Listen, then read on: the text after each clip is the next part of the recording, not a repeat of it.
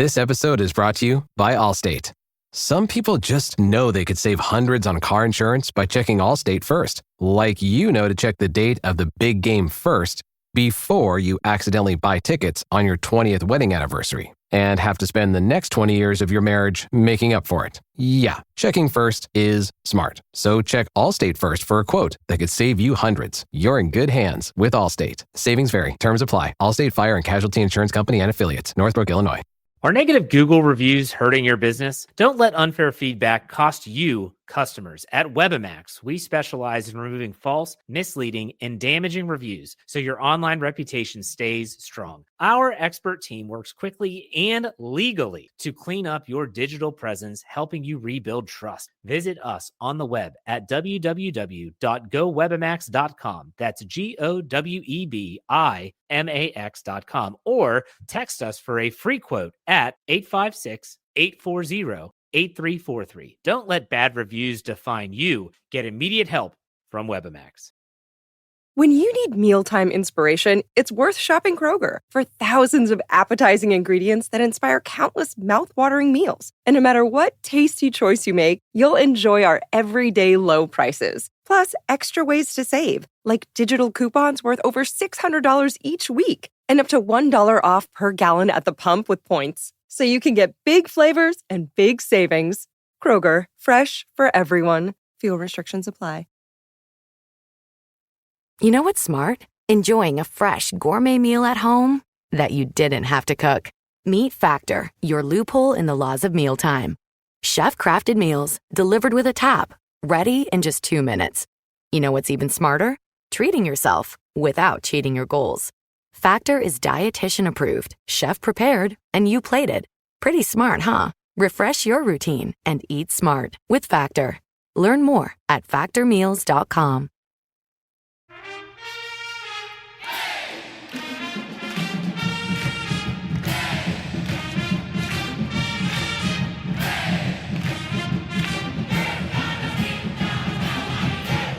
Hey there, Duke fans, and welcome to DBR Bites, episode number 88. It is midweek, the first week in February. Happy Black History Month to everybody. We are previewing the Syracuse Orange game. Of course, that game takes place on Wednesday night, 7 p.m. Eastern Time kickoff, or tip-off, I should say, on ESPN Deuce. So make sure you check your local listings for the Deuce of ESPN. Duke puts his 15-game win streak on the line on the road. And before we get into everything, I'm Donald Wine. I'm your host for this episode. I got Jason Evans with me. What's up, Jason? How you doing?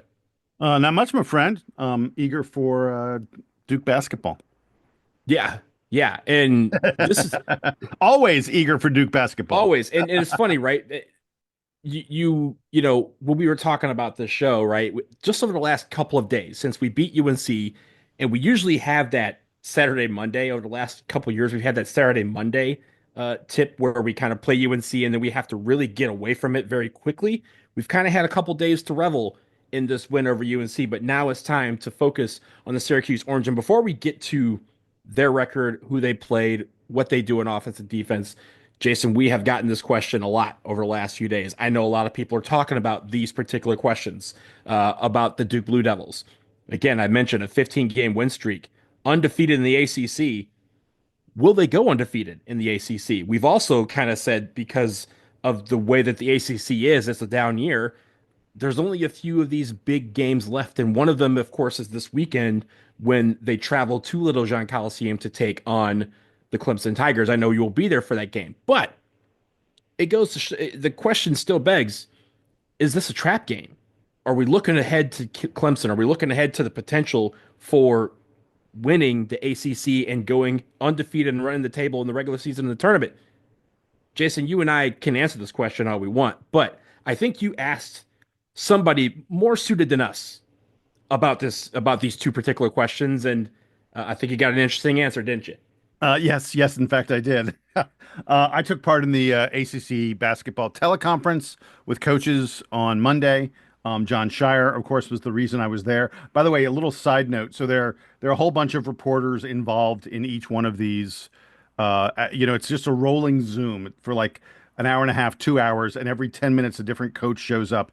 And the reporters sort of surf in and out. Like I was there like 10 minutes before Scheyer and a couple minutes after he was done.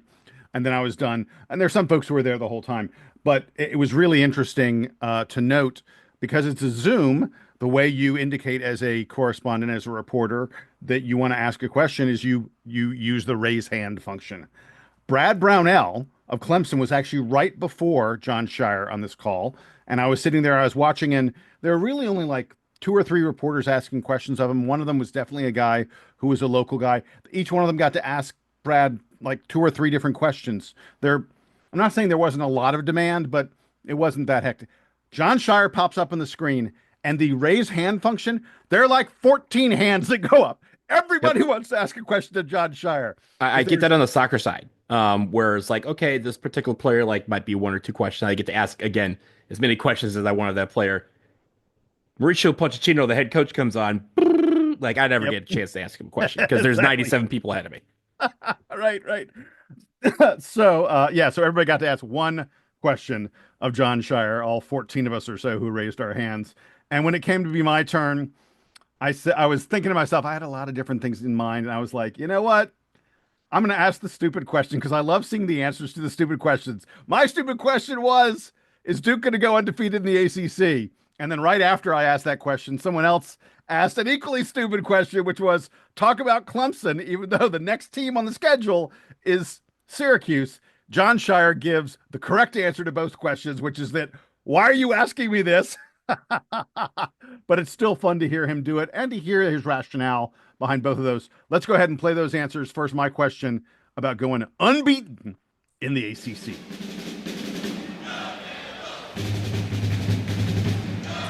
John, it may be sacrilege to even bring this up, but you guys are undefeated in the ACC and you're in the back half of the schedule now. Have you all talked at all, just even in passing, the coaches, the team, about what an accomplishment that would be if you're able to pull it off? We have not at this point. No, I think there's a long way to go still. And I think our guys have done a great job of just attacking the next thing at this point. And obviously you always try to set out to do something special. But for us, that hasn't been something that we have talked about or set out to do, at this moment. Just it's been about winning the next game. So it's gonna stay that way. Grayson Mann. Coach, I know you have the matchup with Syracuse in between this, but just what has been your impression of Clemson as you gear up for that weekend matchup with them, especially with the implications that it'll have on the first place race in the ACC? I have zero thoughts because all my thoughts are going towards Syracuse.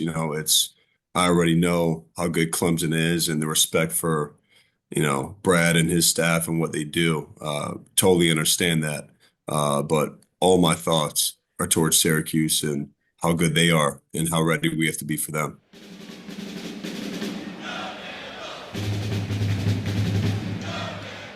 Well, you heard Scheyer say it. I thought he was going to stop it. No, I go, yeah. So Johnny, if you talk to the team, talk to coaches at all about going undefeated, and he goes, no. And I thought he was going to stop there. Yeah, it sounded like he was just like he was going to be like, there was going to be a pause, and he's going to be like, cool, good question. Like, next question. Next one. Yeah. But he got into it a little bit more, and he's 100% right. You play the one that's right in front of you, even though you and I, we talk realistically about all these ACC teams. There are people who say that we inflate Duke's opponents a little bit, and I think probably we want to be justifiably cautious. But the reality is there's no one in the ACC that has a 0% chance of beating Duke. I don't care whether the game's in Cameron or away from home. All these teams have enough talent, and there's enough variance in various, games. We've seen Duke shoot just terrible. I mean, like wide open shots that don't go down. There's enough variance from game to game that it could happen. There's a good reason that Ken Pomeroy's projections don't say Duke's 100% to beat BC. It says it's, 96, 98, something like that, which means there's a chance you can lose. So Jon Scheyer's right. Going undefeated? No, it's not something we think about. Playing Clemson? No, it's not something we think about until Clemson's next, because you need to give every opponent the respect that they deserve, and you need to be focused on them, because the moment you stop thinking about the guy in front of you, that's the moment you lose. Look, every team enters the Duke game with the Dumb and Dumber thing, right? So you're saying there's a chance, right? Like, and you have to think of it that way. And for us, yes. Here's the thing for me, growing up and even throughout school, I don't even know where I learned this adage, but I always said, let's go 1-0 every week. You've heard me say this on this show. Let's go 1-0 every week in football. Let's go 1-0 every game in basketball. Because, yes, every single year when I look at the schedule, I go, okay, Duke is not going to run the table. But there are games that I say, hey, this might be a tough game, but we should win this game. And I say that just for just every single one, right? And very rarely do I look at a schedule and go, yeah, let me just go ahead and circle that game because I'm going to be upset there. That's going to be the loss. Every single time we have faced a team in the ACC, I've said, yes, there's a potential to lose, but yes, we should win this game. If we play Duke basketball, we should be. But the idea is you focus on one game at a time. We don't look for ahead to stuff. I mean, very rarely do we do, right? Like there's times where we as fans can kind of expand the conversation for a couple of minutes. But when we are talking about this game, there's no point, again, there was no point in the UNC game on Saturday night that I was thinking about Syracuse. There's no point in this game tomorrow night against Syracuse that I'm going to be thinking about Clemson. That's how the players should feel. That's how we should feel as fans, that we all focus on one game at a time. Let's go 1-0 tomorrow night against Syracuse. Jason, that leads us into our preview of why we're here, our preview of the Syracuse Orange. Let's talk about them and who they've played so far. They're 10-12 on the season, 4-7 in the ACC. That is good for 11th. We talked about at the beginning of the season that Syracuse it's been perennially this team that hovers in the middle of the pack of the ACC. This year has been no exception, and it started with the fact that we talked about them very early in the year. If you remember, Jason, like I think 2 or 3 games in, we talked about the fact that Syracuse was one of those teams that had disappointed because of who they had beaten. They were 3-0 at the time, but they had wins against Lemoyne by 4, Colgate by 2, and then needed 2 overtimes to beat Youngstown State. That was their first 3 games of the season. And Donald, you should tell everyone so everyone understands, because we say the names of various teams, mid-majors, low majors. Oh, yeah, I was going to get to the numbers. I was going to get to the KenPom numbers. Let folks understand how bad those 3 teams are. Yeah, but like, again, Lemoyne, we beat them by 4. 353rd in KenPom. That is bottom 15. Colgate by 2. They're 256th in KenPom. Youngstown State, again, needing 2 overtimes to beat them. They're 226th. We talked about then, after that Youngstown State game, man, Syracuse is 3-0, but they are struggling right now, and they are going to figure out they're going to find out very quickly that they can't play this way against good teams. Well, enter the good teams. They lost 2 straight right after that. And then it just felt like they would win a game and then lose 2. Win a game, lose 2. Win a game, lose 2. This went on for about a month and a half. Their wins were not against good teams. Cornell is the best team outside of the conference that they have beaten. They're 121st in KenPom. They beat Albany, which is 278, and they beat Bucknell, which is 251. These are not teams that as an ACC opponent you should be striving to beat. You're striving to beat the big teams, right, Jason? And so the teams that they have lost to are a smorgasbord of all the teams that they have played that are decent or good.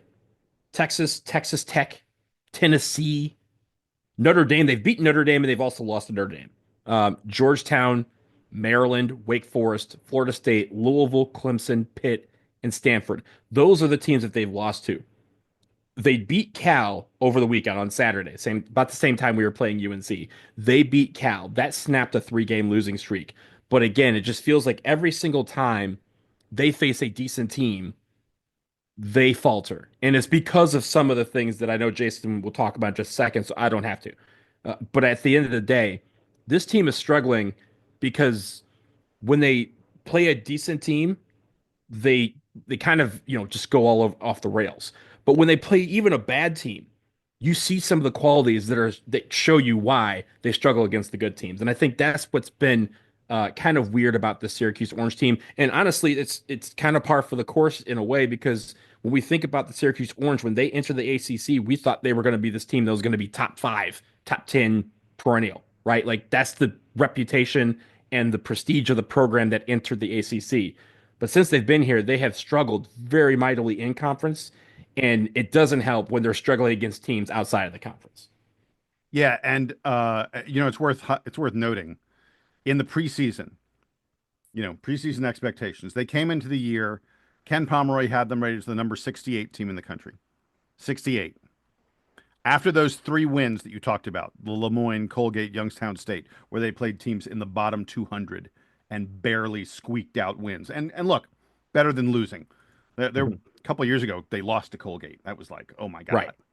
At least they didn't lose. But I mean, these were not good.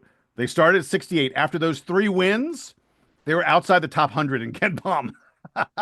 And they have not found their way back into the top 100. They come into this game against Duke, currently sitting at number 114 in Pomeroy's rankings. They are 125th on offense, 139th on defense. So that's basically says to you that they are, for a power conference team, bad. And Jason, they are 134th as of today in the net.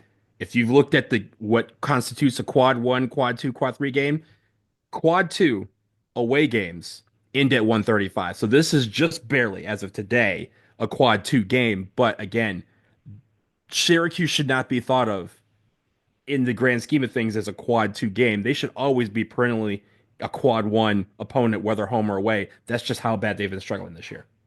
Yeah, being in the 1-teens, the 120s, the 130s, there are plenty of years that would have made you like the bottom or maybe the second to the bottom team in the entire ACC. It's kind of sad that this year Syracuse is actually like almost, there's just a touch below, but they're almost in the middle of the pack in the conference. That's how, it's just, the conference has been terrible. In any event, let's get to what they do well and what they don't do well on offense and defense, at least according to the advanced metrics. We will start with the offense. They're a poor 3-point field goal shooting team. Syracuse hits less than 32% of their shots from deep. They frankly don't take a lot of 3-pointers. Just 33.5% of their shots come from the outside, which makes them among the bottom 50 or so teams in the land in terms of their frequency of taking 3-pointers. Donald, we've talked about this a lot. There's a reason that I focus on that number. How often does a team take threes? I think all the analytics people would tell you, certainly all the GMs in the NBA would tell you, taking more threes is a good thing. And Syracuse is just, like I said, one of the bottom 50 teams in terms of the number of threes they take, and they're not very good at hitting them. They're a slightly above average team on 2-point field goals. They're a team that tends to shoot off the dribble a lot, not off the pass, which is a great way to be really inefficient. They are 253rd in the land, like bottom 100, in assist percentage. They're mostly creating shots for themselves, not shots for their teammates. And they are fairly turnover prone. They're really bad. I mean, like, unbelievably bad at giving up steals. 303rd in the nation at steals allowed. Wow. That is like an unbelievable kind of figure. And the funny thing is, it's because they don't pass, right? Like at a certain point, defenses know, hey, if this guy's going to dribble the ball around and whoever has the ball, they start to drive the lane. They're like, okay, as long as I close up any, the one passing lane they may have, these guys are going to go to the rim, and then all of a sudden, here comes the low block. They're not, while they get their shots blocked a lot of it is on the low block where, you kind of reach down, swipe the ball as they're going up, and they're going the other way. Yeah, and look, we don't even need to talk about what Duke does well because everyone listening to this podcast has watched, but Duke does a good job of stealing the ball. Duke has long, tall guys, quick hands. They get their hands in there. They knock balls away a lot.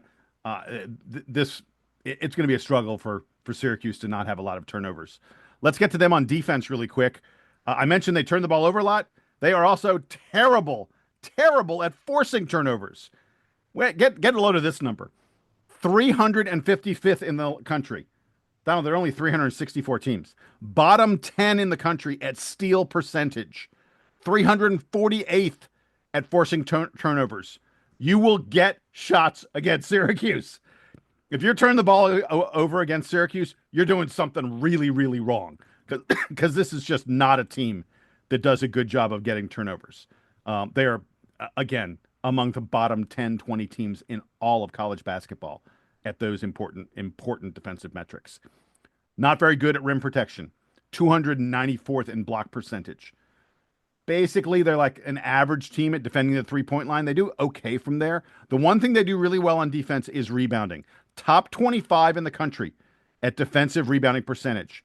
They only allow offensive rebounds on about 25% of missed shots. Now, This is a really interesting matchup because Duke is one of the better offensive rebounding teams in the country. Duke offensive rebounds better than 35% of the shots that we miss. So it's going to be really interesting to see who wins that battle. And it's really hard to see Syracuse having any kind of a chance in this game if they don't keep Duke off the boards. And it's worth noting, by the way, that they're not a particularly good offensive rebounding team. They focus on rebounding at the defensive end. And one little quirk that I want to get to as I wrap up sort of the advanced stats and such. Pace of play.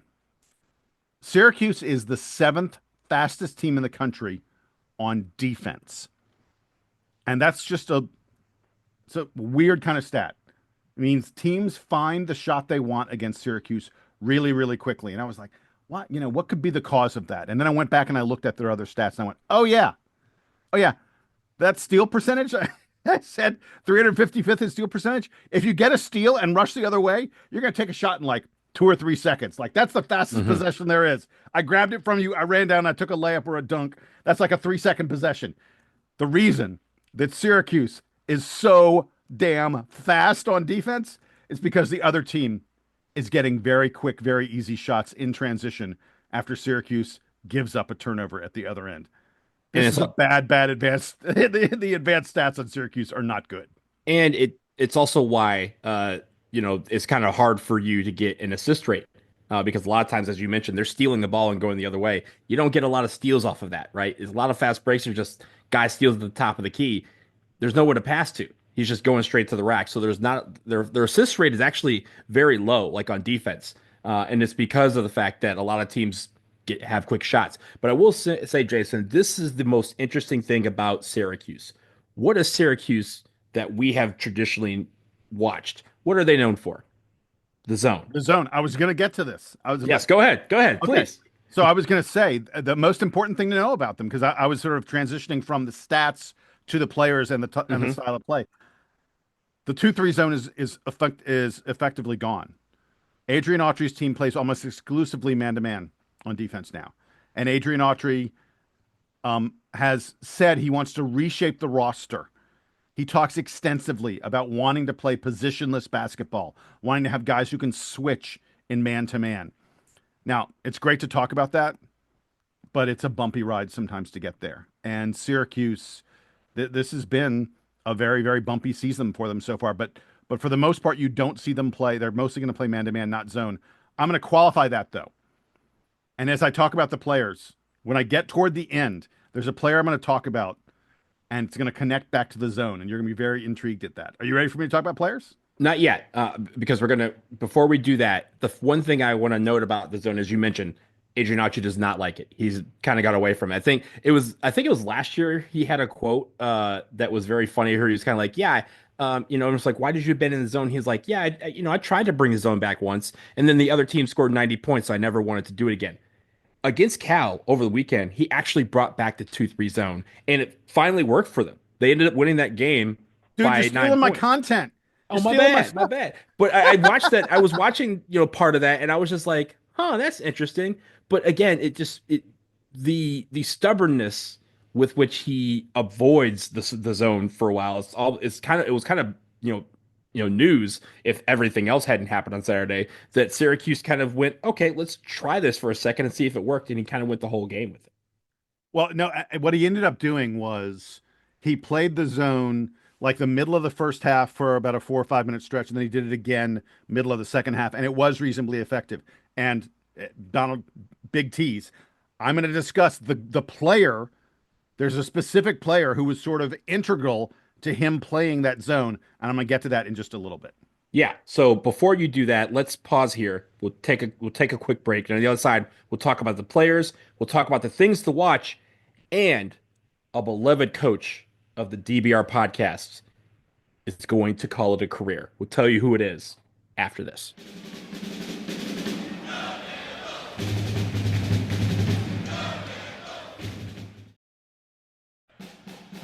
All right, guys, it's football time, and this ain't the little itty-bitty teeny-tiny bowl. This is Super Bowl 59. Get in on the action at DraftKings Sportsbook, an official sports betting partner of Super Bowl 59. Jason, the key to winning Vince Lombardi Trophy? Scoring touchdowns. And you have a shot to score big by picking who you think will score a touchdown in the big game at DraftKings Sportsbook, the #1 place to bet touchdowns.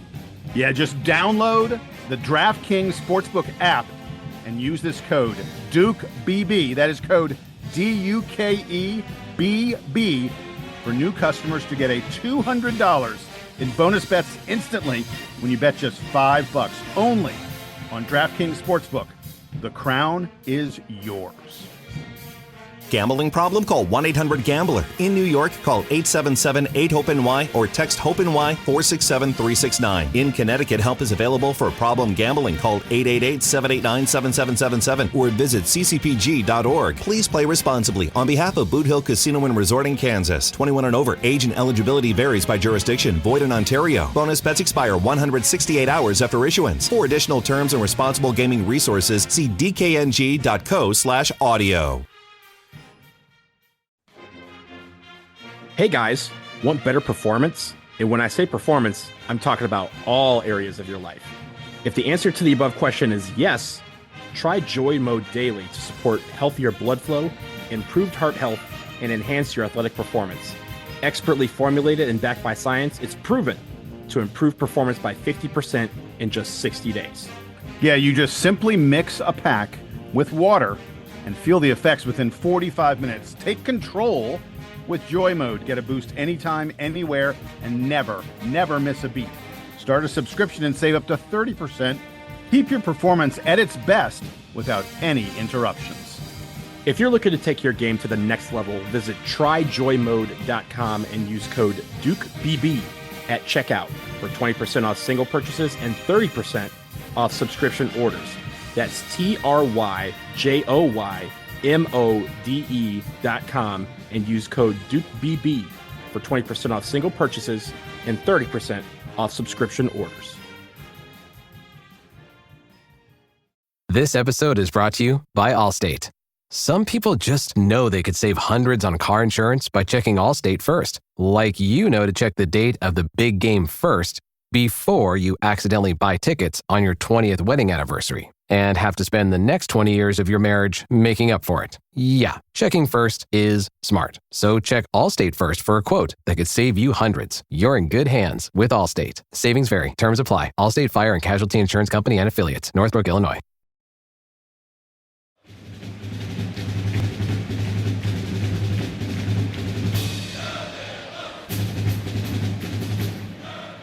We're back and we're continuing our preview of the Syracuse Orange, the game tomorrow night, Wednesday night on ESPN2. Jason, we talked about the offense, we talked about the defense, we talked about who Syracuse has played. Let's talk about the players. And I think you start with J.J. Starling, who we have heard his name obviously for a few years now, first at Notre Dame and now over here at Syracuse.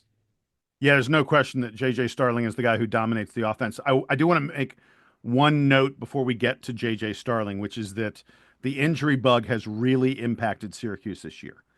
They have a 5-star freshman, a kid named Donnie Freeman, a 6'9" power forward, who was more highly regarded than Con Knippel coming out of high school. This guy he was expected to be a one-and-done kind of talent. He's like a top 10 in the ESPN or something like that, right? Yeah, exactly.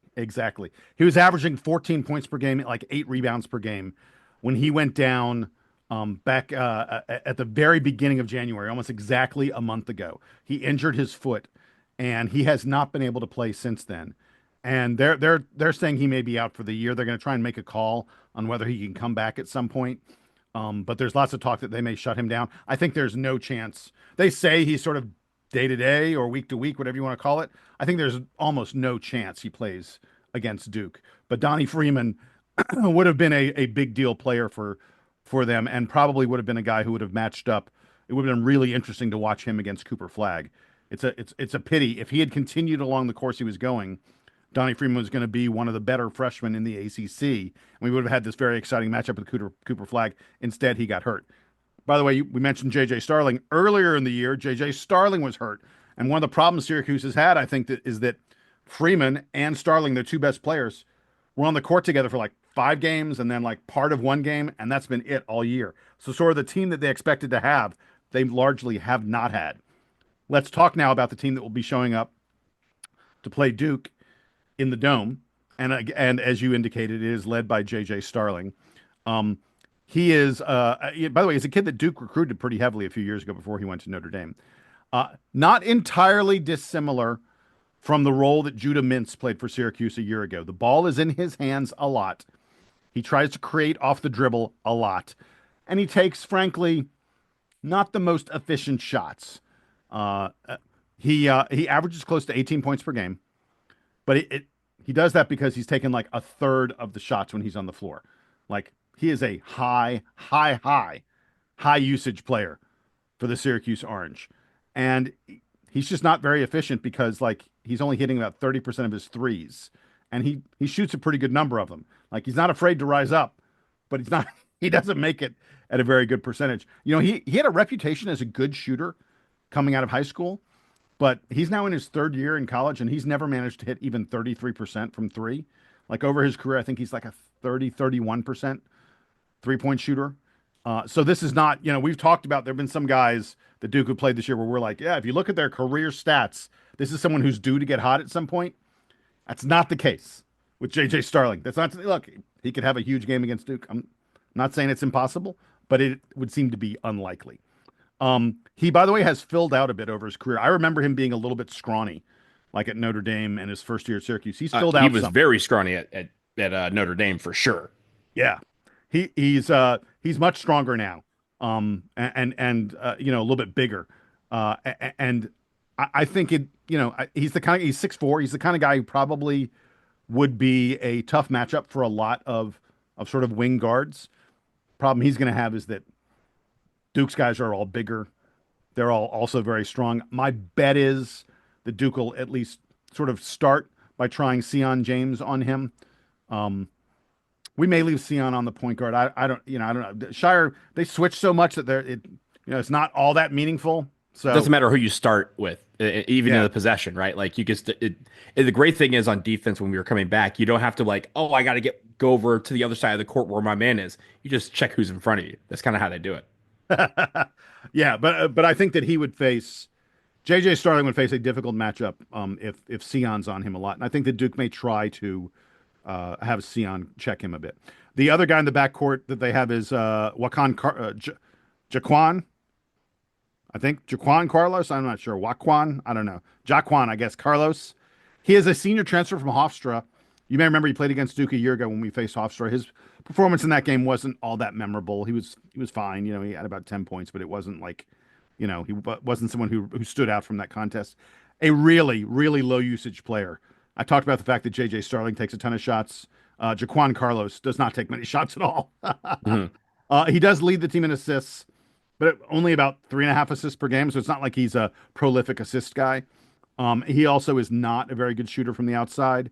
Fairly decent defender, and I think that's his major role here for them. They got a guy in the wing, Chris Bell, who you should probably remember. He is kind of their designated outside shooter. He takes, about 4 or 5 3-pointers per game, hits him at about a 32% rate. He could be a little bit better than that kind of number, but if Syracuse is going to get hot from the perimeter, it's probably going to be Chris Bell who's going to do it. They've also got a transfer from Delaware named Jair Davis. He plays power forward for them. He's like 6'7", 220. He is the man who's probably going to get the honor of trying to stop Cooper Flagg. Good luck with that, Jair. He is a very physical player. He likes to get in the lane. He likes to back his guy down and then take like fadeaway jumpers from around the lane, within like 10 feet or so. He'll be an interesting matchup for Cooper, I think. This is a guy who's going to try. I'm sure he's going to try and really be physical with Coop. I could also see this being the kind of situation where Coop gets him in bad foul trouble, and that could be trouble for Syracuse. And I have to talk about their man in the middle. 5th-year senior, played at TCU and then Colorado and then came over to Syracuse. Eddie Lampkin. Eddie is 6'11", 265. The man is a freaking mountain in there. He's huge. He uses his size. He uses his strength to get good position. He's actually a decent scorer. He gets about 10 points per game, 9 rebounds per game. So this is a guy who almost averages a double-double. He's a little bit, of a ground hugger. Considering he's 6'11", he only blocks like half a shot a game. He just does not block many shots. This is not a guy who's a rim protector. This is someone who spent a lot of time in the weight room getting their shoulders and their body like strong. Dude has wide shoulders. And it's worth noting that Eddie Lampkin has good passing instincts. If you double team him, he will find an open teammate. He averages better than 2 assists per game, which is a lot for a center type. And then one more guy to watch. We talked about this early, Donald. The zone stuff. Mm-hmm. So I'm going to give you a name, people. Naheem McLeod. Do you remember? Wonder if you're going to mention him.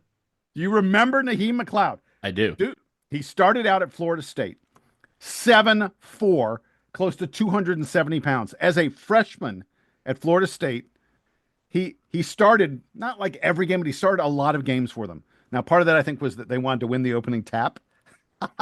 They also that year they had like 4 guys over 7'1" on the team. That was crazy. Yeah. But he was a starter as a freshman at Florida State. Now, he didn't play. It's not like he was playing 20 plus minutes. They were rotating a lot of guys. They had a lot of big guys. They're rotating a lot of guys in there. But he seemed pretty promising as a 7'4", 260, 270 pound guy starting at Florida State. His career, he's just never developed much of anything since that year. So coming into their game against Cal, Naheem McLeod for Syracuse this year had played a grand total of 2 minutes in ACC games. He had played 1 minute at the end of 2 of their blowout losses. What I'm saying to you is he was not in the rotation. This was not someone that you would figure would play at all. So Jason, why are you talking about him right now? It is because against Cal, they rolled out that zone. Donald, you and I talked about it. It was reasonably effective for them. Do you know a feature of that zone? They had Naheem McLeod in the middle of the lane as a fixture on that back line in that zone. Now, it wasn't like, he blocked 1 shot. It wasn't like he was swatting away everything. It wasn't like he was super disruptive. But I'm willing to bet that if you see a 7'4" monster get up off the bench for Syracuse to come into the game, it means Syracuse is switching to a zone defense. And frankly, a guy that size with that kind of length and that kind of bulk could be a very, very effective guy to disturb things in the middle of a zone. Remember, when you're attacking a zone, you're trying to get that ball to the foul line. Well, someone that big, he's going to be able to step up and really get in your way, block your vision, cause problems for you. So I think that's why they use him when they go zone. So again, folks, I'm just telling, if you see Naheem McLeod come in the game, I can almost guarantee you Syracuse is playing zone. And it also, for a guy that big in the middle, it also allows the guys on the flanks to be a little bit more active in passing lanes within their portion of the zone, because you don't have to worry about, your help defense is 7'4" and has a wingspan of 7'8". Like, he's just standing there, right? If you have a tree, you could just, have that be kind of the traffic cone in the middle, and you can go as active as you need to be to kind of force them to make a bad pass, throw it out of bounds, or throw it into the hands of one of your teammates. So it's interesting that we have that. And of course we have Man, who will have two different kind of challenges here, right? You have the big wide Lampkin, and then you have the really tall tree that's, again, for the first time this season, is going to see somebody taller than him potentially in the game. So again, 2 different challenges for him. Let's move on to some of the things that I think we need to watch. And the one thing, Jason, we have not really discussed yet, but is going to be ever present in this game, is getting deflections and getting steals. You hinted at the fact that, they are bad at turning the ball over when they're on offense, and they're bad at forcing turnovers when they're on defense. Well, a big reason for that, Jason, is because the guy that deflected the most steals and had the most steals for them last year is going to be in this game wearing Duke blue. Malik Brown makes his return to the whatever the Carrier Dome is called now. I'll always call it the Carrier Dome, but he makes his return back to Syracuse for the first time since he transferred. And with that, he brings the deflections and the steals and the causing of steals, right? So you have that, and I think that is going to be a major factor in this game. Malik Brown being kind of a focal point of our defense and how we roll on defense, and the fact that he's now back after the extended absence due to the knee injury. I see that as a big key to this game because, one, he's going to be emotional. Obviously, he spent 2 years at Syracuse. He's going to come back. I'm sure there'll be some mixed reactions, right, to him being back, or maybe hopefully there'll be some cheers for him because he did well for them.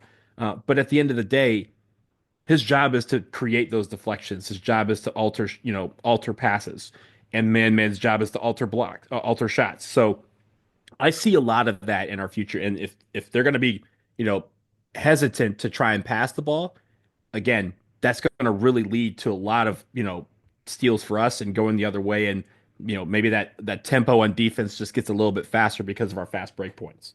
Yeah, and it's worth noting, by the way, when we played Syracuse last year, Malik Brown was the best player on the floor. Right. Yeah, what he had 27 and 9 or something like that. Yeah. 26 and 7. Let's not get carried away. No, 26 and 7. He had a huge game against us last time. Contest was played in Cameron. But yeah, I'm sure he's very much looking forward to getting back to his old stomping grounds. And yeah. On the note, again, I think also there's going to be times where we actually have to run an offense, right? And I think on that offense, one thing that we've been doing well all season is passing the ball. One thing that obviously has a lot of teams have avoided against Syracuse is passing the ball and getting shots off of the assist. That's how we get a lot of our points. That's 70%, I think it was the assist rate against UNC. We're usually if we're at 65 to 70%, we're usually right in our wheelhouse. Anything a little bit less than that feels like, at least to us, and I guess we're spoiled in that regard, that we feel like the offense is a little bit stagnated. And I think despite the fast break points that we could possibly take that out of the equation. When we run the offense, they're going to throw a few looks at us. And if they do go to zone for a couple possessions, which again UNC tried as well, the great thing is that we have guys that are able to pass, skip passes to the other side, pass through.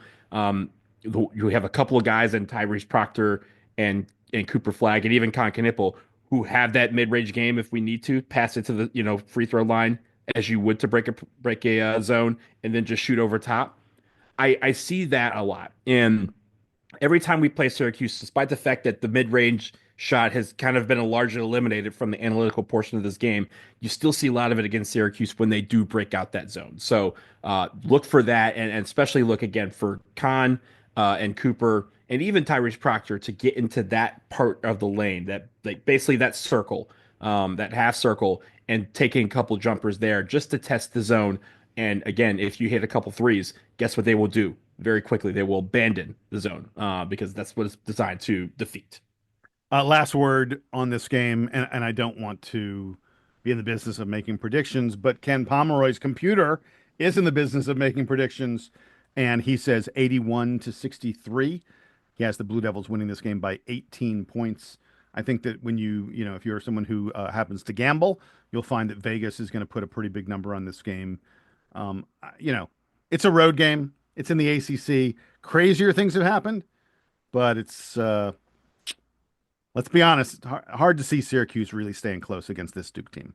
Yeah, and I think the last thing that I had was one thing that I want to see Duke kind of get back to is the rebounding. We got out-rebounded against UNC, and again, that UNC game didn't feel close at any point of that game, but Syracuse is a team, as you mentioned, that is decent at getting rebounds, and we want to make sure we limit them to one shot on every single possession that they have, and then we go the other way. And again, if we can take the ball away, even better. But if we're missing shots, and it's quirky in that gym because it's a football stadium, and the sight lines are going to be different than any place in the ACC that we go to visit.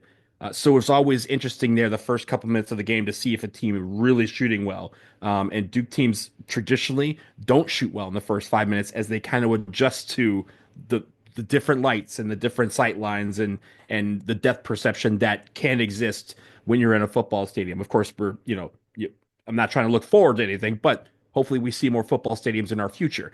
But what that means is we need to figure out a way to get rebounds if we do start missing early on. Getting those rebounds are going to be essential in this game, and I think that's going to be a key stat for everybody to look out for. All right. We're moving on from the Syracuse game very quickly because, as I mentioned before the break, one of the beloved coaches, non-Duke coaches, I should say, of this podcast is calling it a career at the end of the season. That guy is Leonard Hamilton. Leonard Hamilton announced the other day that he will retire after a coaching career that spans 54 years, including 23 as the head coach of Florida State. He started at Austin Peay back in 1971 as an assistant. He spent time at Kentucky as assistant. He got his first head coaching job in 1986 at Oklahoma State. That was almost 40 years ago. He was there for 4 years, went to Miami, was there for 10 years, and then even coached one season for the Washington Wizards before he took over at Florida State in 2002. I believe, Jason, he is the sixth longest serving head coach at one school that's currently coaching still. I think it's like Izzo, the coach from Oakland University, Mark Few, the guy from St. Mary's, and I'm blanking on the other guy. And then there's Leonard Hamilton. But Leonard Hamilton, one of the great coaches in Big East and ACC. He's won the ACC. He's won the Big East. He's won National Coach of the Year in '95, Big East and ACC Coaches of the Year, and of course, as I mentioned, he is easily the podcast's favorite non-Duke coach. But Jason, your thoughts on it? We'll see him on March 1st. It'll be the last time we see him in the regular season in the ACC. Not a great season for them so far, and the off the court issues with the lawsuit. We talked about that on the show a couple months back. But your thoughts on Leonard Hamilton finally saying, "I'm done." I mean, it's sad, and yet it is very expected. This is a program that really, really has struggled in the portal NIL era.